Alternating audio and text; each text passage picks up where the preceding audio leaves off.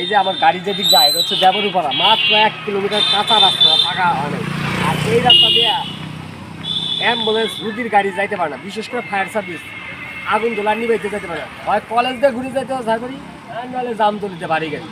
তাহলে এখানে একটা ছোটো ব্রিজ দিয়ে কিলাম হয়েছে। আর রাস্তারে কাইটা কেটে এই যে এতটুকু বানাইতেছে, এতটুকু এই যেরকম চাপা বানাইতেছে, এই যে এতটুকু মানে এমন শুরু করতেছে, একটা গাড়ি গেলে আরেকটা গাড়ি জানা। মানুষের কি বিবেক?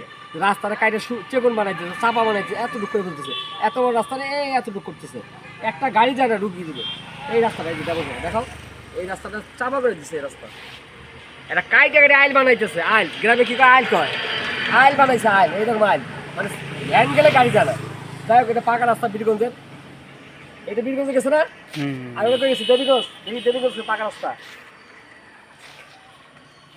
আর এটা হচ্ছে আমাদের দেবরপাড়া গোলাপগঞ্জ দিয়ে বীরগঞ্জ যাতায়াত নাকি। আসো দেখি কাছে, এই পাশ থেকে ধরো এখন রাস্তা, এই পাশে ঘুরো, তুমি এদিক যাও, এই পাশে দেখো। এটা দিয়ে আমরা কই যাই? বীরগঞ্জ দিয়া, এই গোলাপগঞ্জ দিয়ে বীরগঞ্জ, কবিরা স্যার বটতলি। এই রাস্তাটা এরকম চেকন করলো কেন? ছিল এত বড়, আস্তে আস্তে চাপাই ফেলতেছে পাকা না হওয়ার কারণে।